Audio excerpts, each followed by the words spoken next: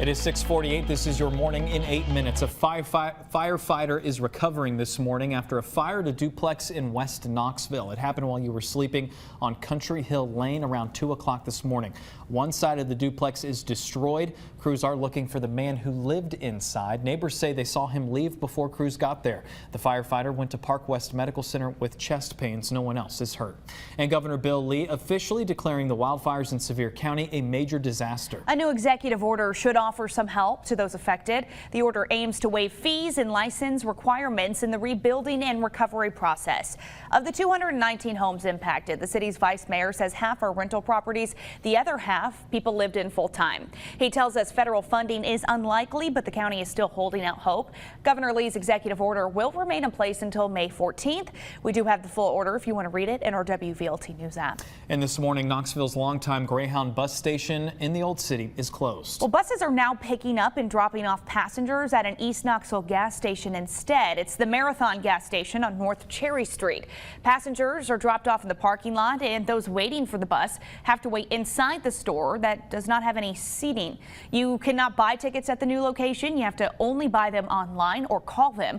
Once the store closes, passengers then are forced to wait outside in the cold for extended periods of time, even overnight in some cases. Now, the company did not directly respond to our questions regarding a lack of shelter, but they say after a review, it decided to transition to this model to continue to provide service. You can read their full statement in the WVLT News app. Well, a child is safe this morning after being found wandering alone last night. Someone spotted him on Gibbs Drive. There was even more concern because the boy has trouble communicating. Knoxville police tell us the child is not hurt and is back with his family. And this morning, city officials say they hope to have a new Knoxville police chief in May. Current Chief Eve Thomas is set to retire in less than 2 weeks after working for the department since 1993. Things haven't been easy on her way out, including record homicide rates in 2020 and 2021. You know, and I hate that that's my legacy, that the two worst years for homicides are on me. But I know that from the officers that are answering calls on the street to my homicide investigators, every day they go out there and they try to keep this from happening, and they take each of those cases so personally. Well, what's next for Chief Thomas? She says time off with her husband and 2 kids and a little time traveling the world. We have this full interview right now on the WVLT News app. Taking a look around the state, a Tennessee death row inmate chose his final meal, a double bacon cheeseburger and apple pie. Tonight, the state is set to perform its first execution in 2 years. Oscar Smith is sentenced to death for the murders of his wife and her 2 sons in Nashville in 1990. Governor Lee and a federal judge denied an emergency order that would have stopped the execution over possible new evidence in the case. Smith will be executed by lethal injection. Well, all inmates are accounted for after this police van crashed on I-40 in Waverly. It happened Wednesday. Investigators say the van flipped while carrying 6 inmates headed to the Hardeman County Jail. Some injuries are reported, but troopers say no inmates escaped. And this morning, officials with the Tennessee Valley Authority are investigating the death of an employee. It happened at a work site in Cheatham County. The employee worked in transmission. The Occupational Safety and Health Administration is also helping in this investigation.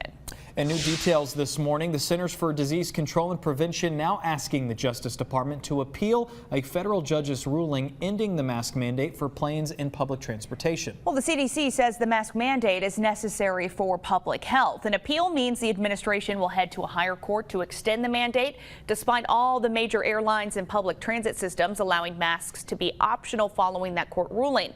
For right now, you don't need a mask if you're traveling. We'll let you know if that changes. Meanwhile, a COVID vaccine could be available for children in June. Pfizer says they could have the shots ready for children under 5 years old if the FDA gives it the green light. Last year, Pfizer had a vaccine for younger children, but officials weren't happy with the result from 2 doses and started testing a 3rd dose. Happening today, President Biden will address the nation from the White House about the war in Ukraine. The president expected to announce another round of military funding for Ukrainians as they try to fight off the Russian invasion. The U.S. has already given more than $2.5 billion in military assistance to the country, with more on the way right now. Well, the Department of Education is making some fixes that could bring relief for immediate forgiveness to millions of us with student loans. So right now it's not clear exactly how many people will get their loan balance wiped clean, but the DOE says they are making some. The DOE says it will review payment timelines and history for borrowers enrolled in public service loan forgiveness and income-driven repayment plans. The changes are expected to give 40,000 borrowers immediate forgiveness, and at least 3.6 million borrowers will receive 3 years of additional credit toward income-driven repayment forgiveness. Officials are urging you to make sure all your information on your account is up to date. And around East Tennessee, starting today, you can visit the Wall That Heals in Fountain City. Well, a special ceremony is happening this morning at 10 o'clock to kick off the event. It's a replica of the Vietnam Veterans Memorial in D.C. The more than 300-foot wall will be at Lyndhurst Cemetery. Volunteers spent hours yesterday putting the final touches in place ahead of this morning's unveiling. You can read the names of the thousands of East Tennessee veterans that did not make it home from the war. It'll be open 24 hours a day through the weekend. Well, you have just over 1 week left to early vote in this year's Knox County primary election. So who's running this year? Right now, we've got a full list of all the candidates and who they are on the WVLT News app, along with a location and times for polling. Early voting ends next Thursday. Election day is May 3rd. It is 6:54. We do want to get a look at your first alert traffic. We've been following this for the better half of the morning. An overturned tractor trailer. This is just off the exit from I-40 East going north onto Pellissippi Parkway. You can see that is in the grass. Traffic still allowed to go through, but keep that in mind. It's going to slow you down just a little bit. From a bird's eye view, everything's looking pretty good so far into downtown Knoxville. No slowdowns to let you know about. Same story out in Sevier County. Your first alert forecast with Chief Meteorologist Heather Haley. 6:55 now. So far, a couple sprinkles at best. You can see these little tiny dots where a raindrop or two has made it to the ground.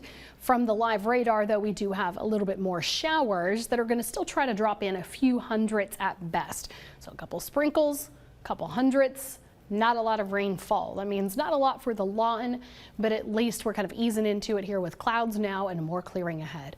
Again, that's why we have more rain on the radar than down at the ground. The air is pretty dry. This batch here approaching Jamestown and Monticello, you can see is dropping some more rain to our west, and it's going to try to trickle in a couple more showers moving forward. Right now we've got some sprinkles in parts of McMinn County, Loudoun, West Knoxville here. At least you're seeing some of those dark, kind of gloomy looking clouds. A couple of light pockets of rain right now over Union County to Claiborne County. And tracking this for you here again, the next little pocket of showers moving east at about 30 miles per hour. That's going to be cutting across Scott County to Campbell County in an hour. It'll reach I-75 or Buckeye there at 7:54. So we'll keep tracking those coming up on the CW with the clouds now, the warmth now, the drier air. 60 Knoxville to 59 Middlesboro to 57 Crossville and 54 in Sevierville. Those cooler spots are where you're catching a few more showers since you're closer to your dew point. Winds continue to pick up today. We'll actually have breezy, gusty winds around 15 to 20 miles per hour, but more cloud breaks. 68 at noon, high today 76. So the heat is stepping up today even more. Remember, cranking up the next few days before that cold front early next week. So we'll get the latest to help you make some plans around this extra heat for your weekend coming up in the CW. Plus, of course, the latest on that cold front too. It's nice to be at least prepared for the roller coaster of spring in East Tennessee. So we appreciate it, Heather. Thank you. Thank you for watching WVLT News. We're headed over to WVXX. Have a good day.